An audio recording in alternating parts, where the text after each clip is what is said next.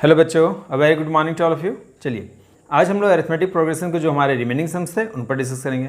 जैसा कि आप जानते हैं कि अभी तक हम लोगों ने एक्सरसाइज 5.2 के क्वेश्चन नंबर 6 तक कर लिया है और आज हम लोग करने जा रहे हैं क्वेश्चन नंबर 7। क्वेश्चन नंबर 7 इसमें हमारे पास है find the 31st term of the AP whose 11th term is 38 and 16th term is 73। तो चलिए सबसे पहले आपको ये समझना है यहाँ पर कि 11th टर्म इज 38 इसका मतलब क्या है, 16th टर्म इज 73 इसका मतलब क्या है। तो देखिए मान लीजिए आपके पास एक एपी है, इस एपी में क्या है ना, हमें first term second term third term इस तरह से मिसिंग है, बट हमारे पास क्या है 11th टर्म। देखिए मान लीजिए यहाँ पर 11 नंबर में जो 11th टर्म है हमारा वो कितना है आपके पास 38, तो यहाँ पर हमारे पास है 38।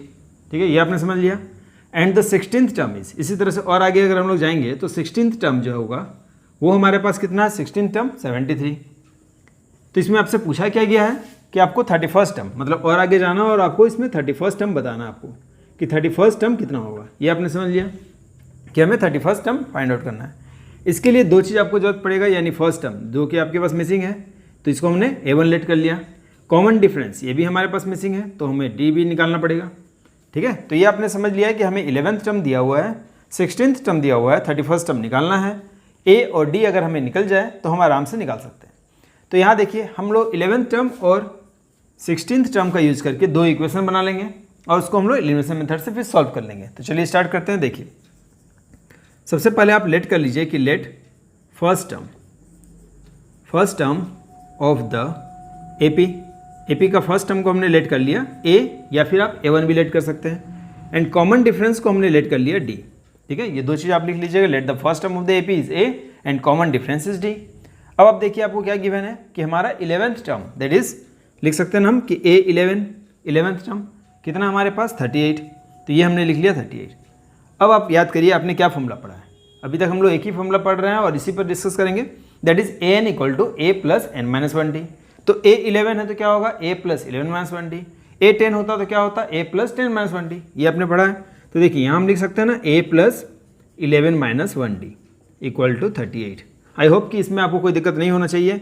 AN होता तो A plus 11 minus 1D, A11 है तो A प्लस 11 माइनस 1D। ठीक है, और ये हमारा हो गया ना A plus 10D equal to 38। मान लीजिए इसको इक्वेशन नंबर हमने 1 लेट कर लिया।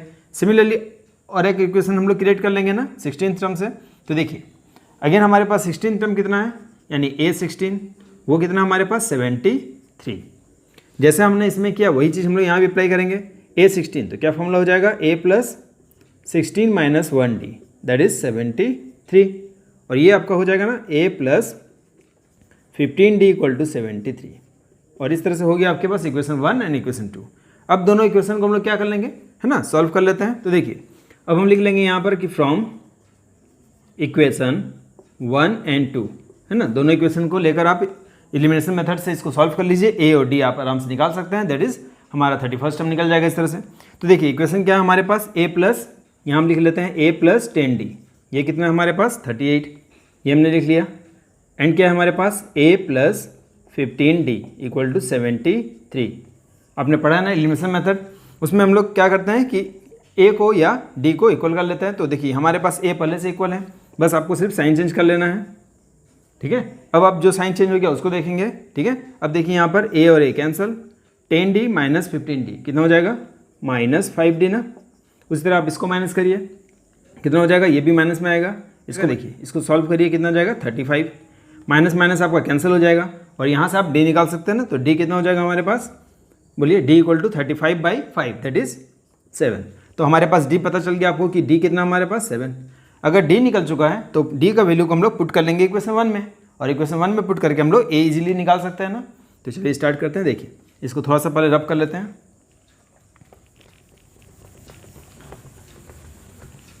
तो यहाँ आप कर लीजिए putting the value of D in equation 1,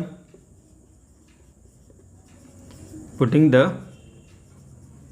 value of D in equation 1, और इक्वेशन 1 में पुट कर लीजिए, कितना हो जाएगा देखिए A है ना, A प्लस 10D, तो 10 इंटू 7 हो जाएगा ना, 10 इंटू D, क्योंकि D का वैल्यू हमारे पास कितना है 7, तो 10 इंटू 7 इक्वल टू कितना हो जाएगा हमारे पास 38।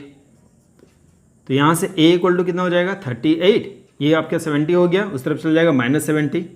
इसको आप सॉल्व करिए, कितना हो जाएगा 10 में से 8 गया 2, 6 में से 3 गया 3, यहाँ आ जाएगा ना -32, है ना, कितना हो जाएगा, ए निकल चुका हमारे पास -32।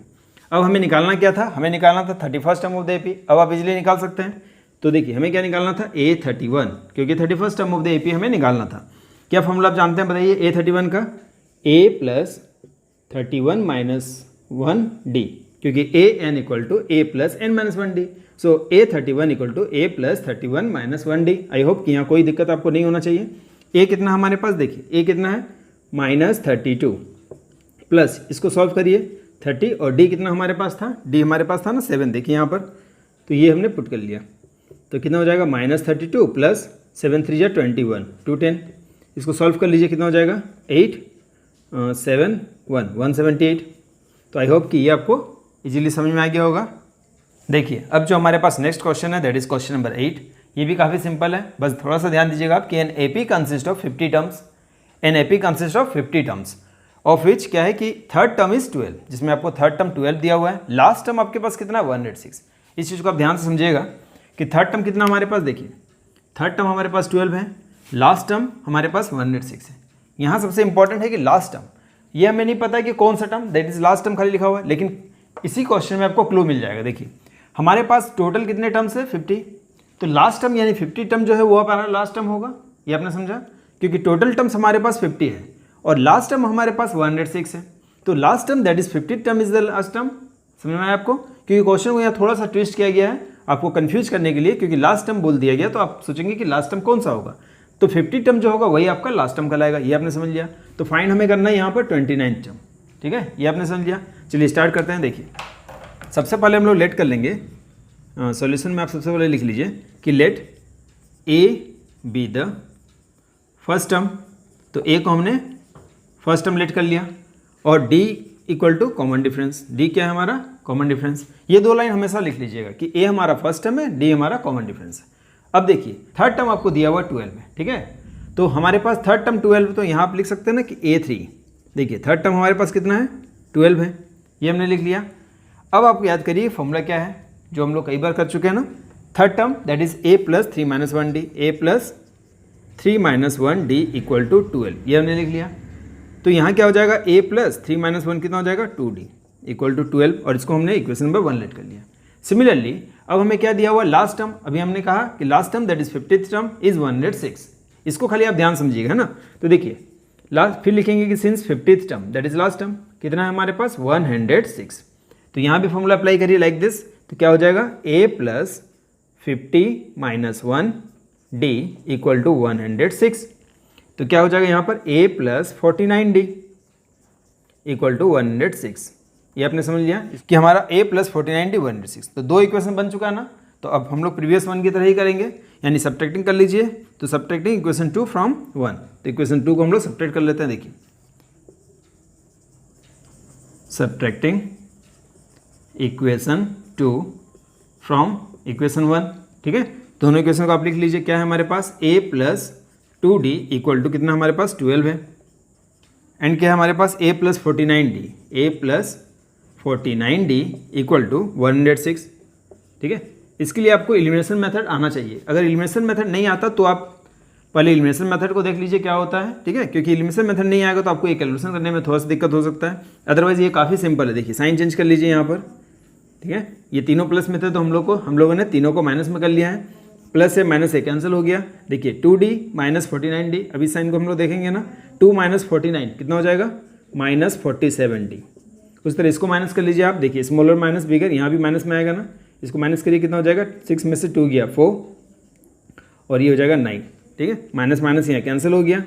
आराम से आप डी निकाल सकते हैं, 94/47 कितना हो जाएगा बताइए, 2 बार में कट जाएगा ना। तो डी कितना हो गया हमारे पास, D = 2। तो आपको देखिए डी पता चल चुका है। अब हम लोग क्या निकालेंगे, डी को अगर हम लोग इक्वेशन 1 या 2 में पुट कर ले तो हमारा इक्वेशन 1 से ए आराम से निकल जाएगा, ए निकाल लेंगे, डी निकल जाएगा। तो अब आपको 29 टर्म प्रीवियस वन की तरह इसको भी कर लेंगे। तो चलिए इसको कर लेते हैं पुटिंग। तो putting the value of D in equation 1, है ना। देखिए इसको थोड़ा सा रब कर लेता हूँ मैं। इसमें आप लिख लेंगे कि putting the value of D in equation 1, putting the value of D in equation 1 या 2 में भी आप पुट कर सकते हैं। देखिए इक्वेशन 1 में आप डी का वैल्यू पुट कर लीजिए, कितना हो जाएगा, A + 2 × D, D मीन्स 2, तो A + 2 into D, D means 2 equal to कितना 12। तो यहाँ से आप ए निकाल सकते हैं ना, देखिए ए इक्वल टू कितना हो जाएगा 12, 2 2 जा 4 माइनस हो गया, कितना हो जाएगा 8। तो ए भी आपको पता चल गया है कि 8 है, डी भी पता चल गया। अब आपको क्या निकालना है 29 टर्म। अब ये काफ़ी सिंपल है, A29 फॉर्मूला याद करिए, A29 का फॉर्मूला क्या था, A plus 29 minus 1 D. Why? Because AN equal to A plus 9 minus 1 D, sorry n minus 1 D. तो AN equal to A plus n minus 1 D, similarly A29 equal to A plus 29 minus 1 D. I hope इसमें आपको कोई भी दिक्कत नहीं होगा। अब देखिए A कितना हमारे पास 8, पुट कर लीजिए 8, ये कितना हो जाएगा 28, और D कितना था हमारे पास, D था हमारे पास 2, तो इसको हमने पुट कर लिया 8, इसको मल्टीप्लाई कर लीजिए 28 टू जा 56, ठीक है, इसको ऐड करिए 464। तो देखिए आ गया हमारा 29 term that is 64। I hope कि ये भी आपको इजीली समझ में आ गया होगा। सबसे पहले आपको दो इक्वेशन क्रिएट कर लेना है, ठीक है। जैसे ही दो इक्वेशन बन जाएगा आप इसको सॉल्व करिए एलिमिनेशन मेथड से, और यहाँ पर आपका डी निकल गया, डी निकल गया तो पुटिंग कर लीजिए तो ए निकल जाएगा, ए और डी आपको पता चल गया तो आप कोई भी टर्म निकाल सकते हैं, ठीक है। तो चलिए नेक्स्ट सम पर चलते हैं। देखिए जो नेक्स्ट क्वेश्चन हमारे पास है ये भी काफ़ी सिंपल है। यहाँ भी आपको third term and ninth term दिया हुआ है। देखिए थर्ड टर्म हमारे पास कितना है, देखिए थर्ड टर्म ये कितना हमारे पास 4, एंड नाइन्थ टर्म हमारे पास कितना है, ये हमारे पास कितना -8। इसको आप ध्यान से समझिएगा, ये हमें गिवन है। अब आपसे पूछा जा रहा है इसमें कौन सा टर्म, एपी का कौन सा टर्म 0 होगा, ये आपसे पूछा जा रहा है कि कौन सा टर्म 0 होगा। तो देखिए सबसे पहले हम लोग क्या कर लेते हैं कि उसी तरह से लेट कर लेंगे जैसा हमने प्रीवियस वन में किया था। तो देखिए सॉल्यूशन में सबसे पहले हम लोग लिख लेते हैं कि let A be the first term, A equal to हम लोग ए को हमने क्या लेट कर लिया फर्स्ट टर्म, डी को हमने क्या लेट कर लिया कॉमन डिफरेंस। ये दो लाइन हमेशा लिख लीजिएगा, let A is the first term and D is the common difference. अब देखिए आपको थर्ड टर्म दिया हुआ है 4, तो आप यहाँ लिख लेंगे ना। देखिए थर्ड टर्म हमारे पास कितना 4 है, और एक चीज़ देखिए हमारे पास कितना नाइन्थ टर्म कितना हमारे पास -8, तो यानी नाइन्थ टर्म हमारे पास है -8। और यहाँ से आप दो इक्वेशन आराम से क्रिएट कर सकते हैं जैसा हमने प्रीवियस वन में किया है। A3 फॉर्मूला याद करिए क्या हो जाएगा, A प्लस 3 माइनस 1 डी, क्योंकि आपने पढ़ा है ना AN equal to A plus n minus 1 D, कई बार हमने इस पर डिस्कस किया है। देखिए अब इसको सॉल्व करिए, कितना हो जाएगा A प्लस ये हो गया ना आपका 2D इक्वल टू 4, और इसको मैंने लेट कर लिया इक्वेशन नंबर 1। सिमिलरली यहाँ भी कर लेंगे, देखिए A plus 9 minus 1 D equal to -8, कोई दिक्कत नहीं होना चाहिए। A plus 9 minus 1 D equal to -8 क्या हो जाएगा बताइए, A plus 8D equal to -8, ये इसको हमने लेट कर लिया इक्वेशन नंबर 2। फिर वही करेंगे सब्ट्रैक्टिंग इक्वेशन 2 फ्रॉम 1, ठीक है, और इस तरह से हमारे पास A और D निकल जाएगा। तो यहाँ पर आप लेट कर लीजिए, सॉरी सब्ट्रैक्ट कर लीजिए, सब्ट्रैक्टिंग इक्वेशन 2 फ्रॉम 1, है ना। तो देखिए क्या है हमारे पास इक्वेशन बताइए, A plus 2D equal to 4, and क्या है A plus 8D equal to -8। Number भी काफ़ी सिंपल है ना, तो आप इजीली इसको सॉल्व कर सकते हैं। साइन चेंज कर लीजिए इसमें, देखिए क्या हो जाएगा, A cancel, 2D minus 8D कितना हो जाएगा -6D। यहाँ कितना हो जाएगा देखिए 4 प्लस 8, क्योंकि इस साइन को आपको देखना है, 4 प्लस 8 कितना हो गया 12, तो D कितना हो जाएगा 6 2 जा 12 -2, तो D हमें पता चल गया ना -2। अब D पता चल गया तो D को आप इक्वेशन 1 या 2 में पुट करके A निकाल लीजिए। तो देखिए पुटिंग कर लेते हैं इसको, putting the value of D कहाँ पर बताइए, इन इक्वेशन 1 या फिर 2 में। तो हम लोग 1 में पुट कर लेते हैं, A कितना हमारे पास नहीं है तो A हो गया 2D, देखिए 2 और D का वैल्यू कितना हमारे पास -2 इक्वल टू कितना है 4। तो यहाँ से आप A निकाल सकते हैं, A कितना हो जाएगा बताइए, A इक्वल टू -4, उस तरफ जाएगा तो +4 ना, तो 4 + 4 दैट इज कितना हो गया 8। तो A हमने निकाल लिया, A हमारा आया 8। अब A भी आपको पता चल चुका है, D भी आपको पता चल चुका है। अब आपसे पूछा जा रहा है कि which term of the AP is 0, है ना, AP का कौन सा टर्म 0 होगा। तो यहाँ हम लोग लेट कर लेते हैं कि let n term of the AP is 0, कोई तो टर्म 0 होगा, तो लेट कर लेते हैं उसको कि let nth term, let nth term of the AP, nth term of the AP is 0, ठीक है। nth टर्म बोलने का मतलब क्या हुआ कि an ये हमने 0 लेट कर लिया, है ना। हमने क्या किया कि let nth term of the AP is 0 that is an equal to 0। अब इसमें आप फॉर्मूला फिर से पुट करिए, क्या हो जाएगा A plus n minus 1D equal to 0। अब देखिए A आपके पास है, कितना है A हमारे पास, देखिए A है 8, तो यहाँ हम लोग पुट कर लेते हैं ना। A के प्लेस में हमने क्या पुट कर लिया 8, n तो हमें फाइंड आउट करना है, यानी n हमारे पास नहीं है, और D कितना हमारे पास, देखिए D हमने निकाला था -2, तो यहाँ हम पुट कर लेंगे -2 इक्वल टू 0, ठीक है। अब देखिए इसको सॉल्व कर लीजिए, ये कितना हो जाएगा आपका +8 है, उस तरफ चला जाएगा तो क्या हो जाएगा -8, यानी n-1 इंटू -2 इक्वल टू +8 उस तरफ गया तो क्या हो गया -8। यहाँ पर आप इसको कैंसिल कर सकते हैं ना। अब देखिए n-1 कितना हो जाएगा -8 बाई -2, सॉल्व कर लीजिए कितना हो गया 4। तो n कितना आएगा हमारे पास, -1 को उस तरफ शिफ्ट कर देंगे, that is n equal to 4 + 1 that is 5। तो n क्या निकला हमारे पास 5। तो हम लोग बोल सकते हैं ना कि fifth term of the AP is 0। एक लाइन आप लिख लीजिएगा इसमें कि fifth term of the AP is 0। तो आई होप कि ये भी आपको क्लियर समझ में आ गया होगा। अब जो क्वेश्चन हमारे पास है क्वेश्चन नंबर 10, ये भी काफ़ी सिंपल है। तो चलिए स्टार्ट करते हैं, देखते हैं इसमें क्या है। देखिए the 17th term of n AP exceeds is 10th term by 7। Exceeds मतलब अधिक है, तो यानी कि 17th टर्म 10th टर्म से 7 अधिक है। आपको यहाँ कॉमन डिफरेंस पूछा गया है, ये आपने समझ लिया कि आपको क्या बोला जा रहा है कि 17th टर्म जो है वो 10th टर्म से कितना है 7 एक्सीड कर रहा है। तो आपको कॉमन डिफरेंस इसमें फाइंड आउट करना है। तो चलिए स्टार्ट करते हैं। देखिए सबसे पहले आप लेट कर लीजिए यहाँ पर, उसी तरह से जैसा हमने प्रीवियस वन में किया था ना कि let a is the first term. हमेशा आप ये लिख लीजिएगा कि a is the first term हमने लेट कर लिया और डी इक्वल टू क्या मान लिया हमने कॉमन डिफरेंस। ये दो लाइन लिख लीजिएगा कि let a is the first term and d is the common difference. अब आपको क्या बोला जा रहा है कि 17th term of n AP, देखिए अकॉर्डिंग टू क्वेश्चन हम लोग लिख सकते हैं कि 17th term of n AP exceeds is 10th term. तो देखिए 10th टर्म से एक्सीड्स कर रहा है कितना 7, तो यहाँ लिख सकते हैं ना। बस इसी लाइन को आपको समझना है। देखिए 17th टर्म एक्सीड्स कर रहा है 7 किससे 10th टर्म से, ये आपको समझ में आ गया। तो अब आप यहाँ पर फॉर्मूला अप्लाई कर लीजिए। A17 क्या फॉर्मूला पढ़ा आपने, A + 17 - 1D। उसी तरह से A10 A + 10 - 1D। ठीक है, तो यहाँ हम लोग लिख लेंगे A + 17 - 1D और यहाँ लिख लेंगे हम लोग A + 10 - 1D + 7। अब आप देख पा रहे हैं कि A और A कैंसिल हो सकता है हमारा। इसको आप करिए कितना हो जाएगा 16D। ये कितना हो जाएगा आपके पास 9D + 7। इसको आप लेफ्ट हैंड साइड ले आइए 16D - 9D। 16D - 9D equal to कितना है हमारे पास 7। सॉल्व करिए, माइनस करिए कितना हो जाएगा 7D। तो ये हो गया ना हमारा 7D = 7। देखिए तो देखिए यहाँ पर D कितना हो जाएगा 7/7 हो गया। तो D क्या निकला हमारा 1।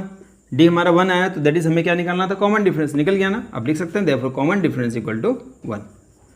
तो आई होप कि ये भी क्वेश्चन आपको काफ़ी इजी लगा होगा और इजीली समझ में आ गया होगा। ये सबसे इजी क्वेश्चन था, बस इस लाइन को आपको समझना था कि 17th टर्म 7 एक्सीड कर रहा है 10th टर्म से, है ना। 17th टर्म 7 एक्सीड कर रहा है 10th टर्म से। इस लाइन को अगर आपने समझ लिया तो बाकी आपको यहाँ पर जस्ट अप्लाई करना है फॉर्मूला। तो आई होप कि आज भी हमने जितने सम्स बनाए हैं वो आपको क्लियरली समझ में आ गए होंगे। नेक्स्ट वीडियो में कुछ और सम्स के साथ हम लोग फिर से मिलेंगे। तब तक के लिए thank you and good bye.